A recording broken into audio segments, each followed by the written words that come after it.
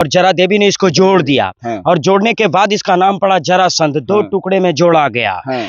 बार बार भीम चीर चीर कर थक गया, दो टुकड़े में करके फिर चिपक जाता था, फिर जुड़ जाता था, जैसे रावण की मूड़ी बार बार कटने के बाद। तो पहाड़ है जहाँ 99,000 राजाओं को बंदी बना बना के रखता था, जरासंध रखता था। हाँ, ये किला था, बंदी किला था। अच्छा, यही वो अखाड़ा है और यही वो मिट्टी है, समझ सकते हैं, पटा हुआ दूध और चंदन से पटाया जाता है प्रतिदिन पटाया जाता था। प्रतिदिन यहाँ जो है मल्ल युद्ध होता था। 28 दिन तक युद्ध हुआ यहाँ जरासंध और भीम के साथ। 27 बेरा जरासंध को 2 टुकड़ा किया। हाँ। फिर ज्वाइंट हो जाते थे। हाँ। और फिर लड़ने लगते थे। हाँ। तो भगवान के कृष्ण के इशारे पे हाँ। वो एक लकड़ी तोड़कर बताएं, हाँ। जरासंध को ऐसा चीरो। हाँ। और इधर से इधर फेंको तो 2 मारा जाएंगे। पहला पहाड़ी का नाम है विपलाचल। पहला पहाड़ी का विपलाचल। दूसरा पहाड़ी का नाम है रत्नागिरी। हाँ, रत्नागिरी। तीसरा पहाड़ी उदयगिरी। हाँ। चौथा पहाड़ी सोनगिरी। हाँ। और ये 5वां पहाड़ी व्यवहारगिरी। जहाँ गर्म पानी का झरना गिरता इसी पहाड़ी से। खूबसूरती को दिखाइएगा। 5 पहाड़ियों के बीच में जो है ये युद्ध स्थल है, जहां भीम और जरासंध की लगभग 28 दिन लड़ाई हुई थी, मल्ल युद्ध हुआ था और द्वंद्व युद्ध हुआ था। और आखिरकार भीम ने जो है जीत गया था और जरासंध की पराजय हुई थी और मौत भी हुआ था। भगवान श्री कृष्ण के द्वारा जो है कई प्रकार के राजनीतिक जो है किया गया था और राजनीतिक युद्ध भी कह सकते हैं, राजनीतिक भी युद्ध हुआ था। हम जानेंगे यहाँ राजगीर टाइम्स के editor in chief Dharmaraj Yudhishthir हैं, ये युद्ध क्यों हुआ था और कितने समय लगा था, कौन जीता था, ये पूरा जानकारी बताएंगे। भगवान कृष्ण को रणछोड़ भी कहा जाता है। हाँ। और रणछोड़ वही नाम दिया था। हाँ। जरासंधा ने। सबसे पहले तो हम इतिहास के पन्ने में जाते हैं। बिल्कुल। कहते हैं इतिहास के कोख में ऐसे कई राज दफन है जिनसे पर्दे उठाना बाकी है। ये पत्थर फेंकता था जरासंध यहाँ से, तो वो पत्थर जाकर द्वारका और मथुरा गिरता था। भुजाओं में कितनी शक्ति थी। आज 150 किलोमीटर 180 किलोमीटर की रफ्तार से गेंद फेंकता है तो उसको आप स्पीडस्टर कहते हैं, तेज रफ्तार का बादशाह कहते हैं। लेकिन वो जब जितना घुमाता था उतना कोस भागता था, चाहे यहाँ से पत्थर ही क्यों न बिक दे।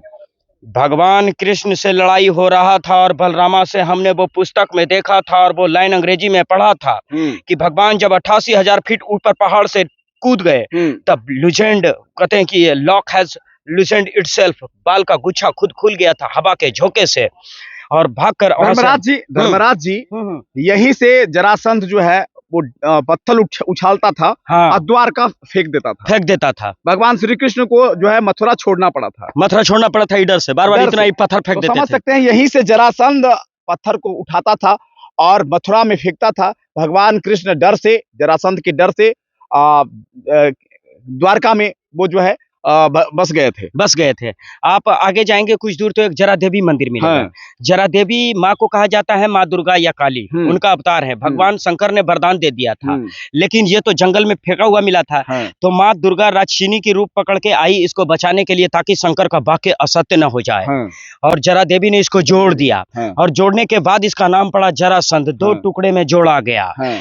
बार बार भीम चीर चीर कर थक गया, 2 टुकड़े में करके फिर चिपक जाता था, फिर जुड़ जाता था, जैसे रावण की मूड़ी बार बार कटने के बाद। कई बार जरासंध और कृष्ण के भी युद्ध भीषण हुआ था। हाँ।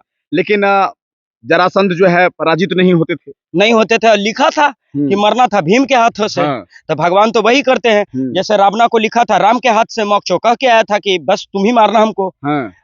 हालांकि हनुमान भी मार सकते थे एक मुक्के में। हाँ, बिल्कुल। लेकिन जो परमात्मा ने लिख दिया है वही होता है। उसके आगे भगवान भी पीछे हट जाते हैं। ऐसा थोड़ा है कि भगवान कृष्ण जरासंध से हार जाते हैं।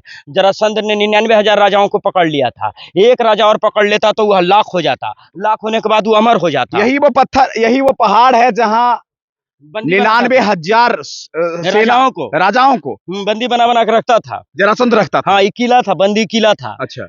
बांध देता था इसमें। हाँ। कैसे रखता था वो जाने, 5,000 पीछे की कहानी। देखिए यही वो किला था जरासंध का और इसी में 99,000 राजाओं के, देश के 99,000 राजाओं को जो है बंदी बनाकर जो है रखा करता था। मान्यता भी है कि दूध से भी पटाया जाता था। इस अखाड़े को दूध और चंदन से पटाए जाते थे। दिखाइए यही वो अखाड़ा है, और यही वो मिट्टी है, समझ सकते हैं, पटा हुआ दूध और चंदन से पटाया जाता है। प्रतिदिन पटाया जाता है। प्रतिदिन यहाँ जो है मल्ल युद्ध होता था। 28 दिन तक युद्ध हुआ यहाँ जरासंध और भीम के साथ। 27 मेरा जरासंध को 2 टुकड़ा किया, हाँ, फिर ज्वाइंट हो जाते थे हाँ। और फिर लड़ने लगते थे। हाँ, तो भगवान के कृष्ण के इशारे पे हाँ, वो एक लकड़ी तोड़कर बताएं, हाँ। जरासंध को ऐसा चीरो हाँ। और इधर से इधर फेंको तो दो मारा जाएंगे। तो कहीं न कहीं राजनीतिक की तरह जो है मौत हुई है, जी, छल हाँ, की तरह, छल है की ना? तरह, हाँ। कहीं न कहीं उसमें भी राजनीति था। वरदान किसका था जरासंध? वो वरदान तो उसको इंद्र से हाँ?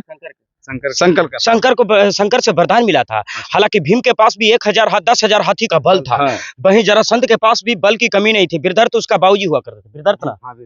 वृद्धर्त बाबूजी और कंसा के समधी भी कहे जाते हैं। बड़ी बात, हाँ हाँ हाँ। जरासंध के दामाद कंस थे, तो समझ सकते हैं यही वो जगह है, यहीं पर जगह पर जो है भीम और जरासंध की युद्ध हुआ था और लगभग 28 दिन हुआ था। देख सकते हैं राजा महाराजाओं के कैसे किला हुआ करता है और समझ सकते हैं द्वापर कालीन का ये इतिहास है। और ये 5 पहाड़ियों से घिरा हुआ है। कौन कौन से पहाड़ है, थोड़ा सा नाम बता देंगे? हाँ, ये पांचों बताते पहाड़ी से घेरा एक हुआ बार है घुमा अखाड़ा। दीजिए। हाँ हाँ हाँ, एक सेकंड। हाँ, पहला पहाड़ी का नाम है विपलाचल, पहला पहाड़ी का, विपलाचल। दूसरा पहाड़ी का, दूसरा पहाड़ी का नाम है रत्नागिरी, हाँ तीसरा रत्नागिरी, पहाड़ी उदयगिरी, हाँ चौथा पहाड़ी सोनगिरी हाँ, और ये 5वां पहाड़ी व्यवहारगिरी। व्यवहारगिरी जहाँ पहाड़। गर्म पानी का झरना गिरता है इसी पहाड़ी से। यही पहाड़ी से। हाँ, गर्म पानी का झरना। तो चलिए आपको दिखा रहे थे जरासंध और भीम का युद्ध स्थल, युद्ध कहाँ होता था, है ना? और आपने वीडियो देखा। कई बार आप महाभारत की कहानी और सीरियल टीवी देखे होंगे, लेकिन आपको पहली बार मगध टाइम्स की तरफ से दिखाने का मेरा प्रयास था कि आप देखिए कि कैसे यहाँ जो मल्ल युद्ध हुआ था और यही स्थल था। बहरहाल इस वीडियो के प्रति आपकी क्या राय है, अपने प्रतिक्रिया कमेंट बॉक्स में जरूर देंगे।